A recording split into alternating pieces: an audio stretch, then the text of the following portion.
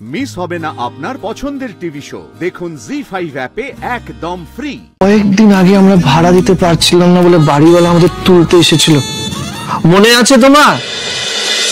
এসব কি বলছো? আমি নাকি মায়ের স্বপ্ন পূরণ করব, ব্যবসা করব, কি কি কি?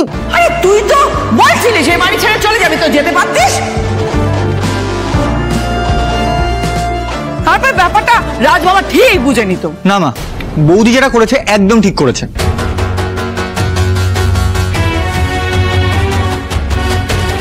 অন্যের দোষ দেখে চুপ করে থাকা যায় না, আর এই সত্যিটা না সবার সামনে আসা দরকার ছিল। ও এর মুখেও বড় বড় বলি, তা এই যে একজনের চাকরিটা চলে গেছে আর একজনের চাকরি খোয়াবে খোয়াবে করছে, তো এর দায়িত্বটা কে নেবে শুনি? শোনো শুভা, একটা কথা বলি তোমায়, মিথ্যেকে কখনো প্রশ্রয় দিয়ে কোনো কাজ করা উচিত নয়।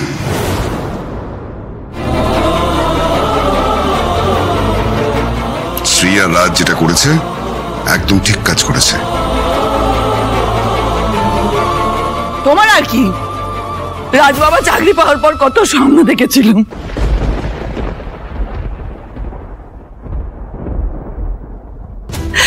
ভেবেছিল একটা ভালো ফেলার বাড়িতে গিয়ে উঠবো, কিন্তু আমার কপাল কপাল কপাল, আমার এই ভাঙাচোরা বাড়িতেই আমার নিঃশ্বাসটা চলে যাবে, আমি মরে যাবো এখানেই। না মা, আমি এত সহজে আপনার প্রাণ যেতে দেব না। আপনি তো আমার মা, বলুন। আমার সাময়িকভাবে রাজের চাকরিটা চলে গেছে ঠিকই, কিন্তু ভেঙে পড়বেন না এভাবে। আমরা আছি তো মা, হেরে গেলে তো চলবে না, লড়াই করতে হবে তো আমাদের।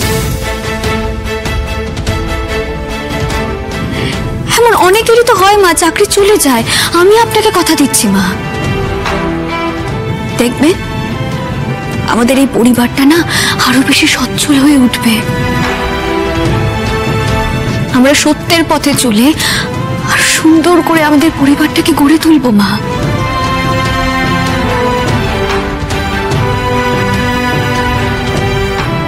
সুখ শান্তিতে ভরে উঠবে এই পরিবার। আর আপনার স্বপ্ন পূরণ তো মা, আপনার পছন্দের ফ্ল্যাট, আসবাবপত্র সব কিছু হবে মা। আমি আজ এখানে দাঁড়িয়ে আপনাকে কথা দিচ্ছি, আমরা সবাই মিলে আপনার প্রত্যেকটা স্বপ্ন পূরণের দায়িত্ব নিলাম।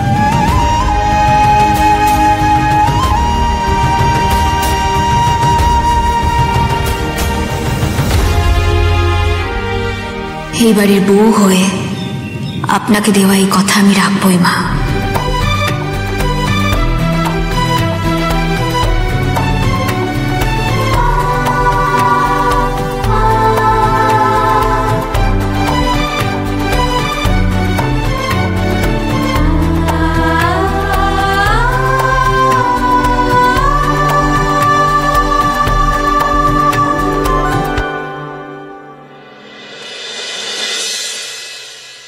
শ্রী, এটা এটা কি করলে তুমি? কেন, আমি কি করেছি রাজ? মানে এরকম একটা অবস্থায় তুমি মাকে কথা দিতে গেলে কেন? মানে কি দরকার ছিল তোমার? সত্যি বৌদি, মা তো এরকম বকবক করি, মায়ের সব কথাকে এইভাবে গায়ে মেখে নিলে হবে? না না বৌদি, এরকম বলাটা কিন্তু ঠিক হয়নি তোমার। আরে চুপ কর না বাদল, দিদি যখন বলে ফেলেছে তখন দিদিকে তুই আর কিছু বলিস না। আমি তো এটাই বুঝতে পারছি না, তোমরা সবাই মিলে আমাকে এভাবে কেন বলছো? আমার দোষটা কোথায়? মা যখন নিচে দাঁড়িয়ে ওই কথাগুলো বলছিলেন, কেউ একবার মায়ের চোখের দিকে তাকিয়ে দেখেছো তোমরা?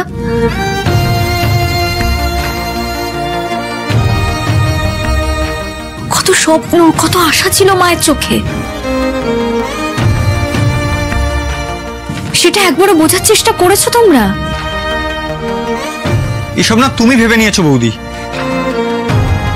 কিন্তু একটু যদি আমাদের অবস্থা সম্পর্কে ভাবনা চিন্তা করে কথাগুলো বলতে। উফ, তোমরা আর কেউ দিদিকে প্লিজ বকো না। দিদি যা বলেছে নিশ্চয়ই ভেবেচিন্তেই বলেছে। একদমই না লাভলি,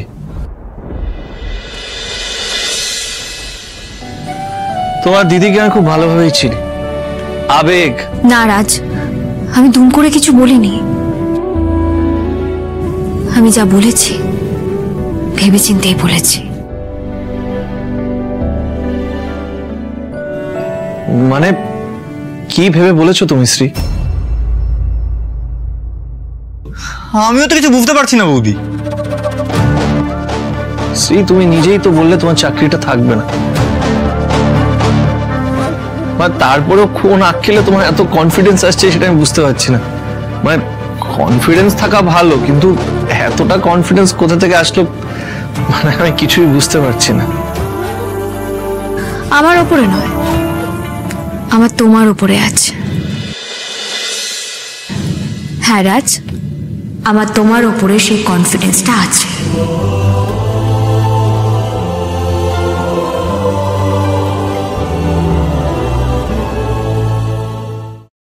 সে না হয় তোমার আমার উপরে কনফিডেন্স আছে,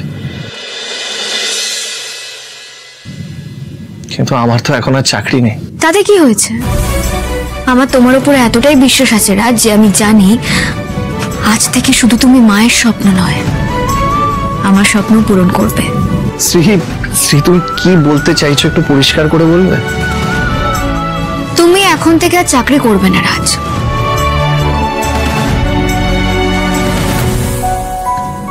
কি বলছো তুমি? চাকরি করব না মানে? তাহলে সবাই কি খাবে? এতগুলো পেট সবাই উপোস করে থাকবে নাকি?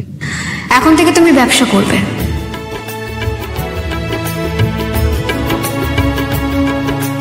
তোমার নিজের ব্যবসা, যেটা তোমার স্বপ্ন ছিল রাজ। এখন থেকে একটু একটু করে সেই স্বপ্ন পূরণ করার দিকে এগিয়ে যাবে তুমি।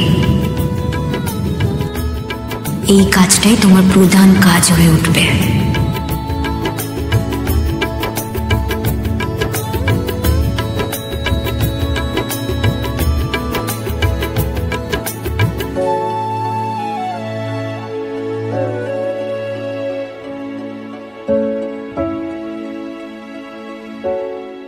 শ্রী, শ্রী এসব কি বলছো তুমি? কেন, আমি কি বলছি? আসো এদিকে, আসো এদিকে, আসো দেখি। শরীর ঠিক আছে তো তোমার? আরে কি করছো বলো তো তুমি? একদম ঠিক আছে শরীর। একদম ঠিক নেই, তাই এসব আজগুবি কথা বলছো। মায়ের সামনে গিয়ে এসব প্রতিজ্ঞা করে ফেলে আর এখন এসব ভুলভাল কথা বলছো। আমি কোনো ভুলভাল আর আজগুবি কথা বলছি না রাজ, আমি যা বলছি ভেবেচিন্তেই বলছি।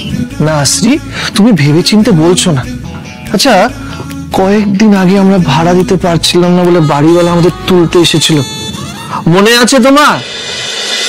এসব কি বলছো? আমি নাকি মায়ের স্বপ্ন পূরণ করব, ব্যবসা করব, কি কি কি? তুমি সব করবে রাজ, আর করতে তোমাকে হবেই। হ্যাঁ হ্যাঁ, আমি সব করবো, কিন্তু কিভাবে করবো শুনি? কিভাবে করবে? ম্যানিফেস্টেশন কথাটার মানে জানো? জি5 ডাউনলোড করুন আর সব এপিসোড দেখুন একদম ফ্রি।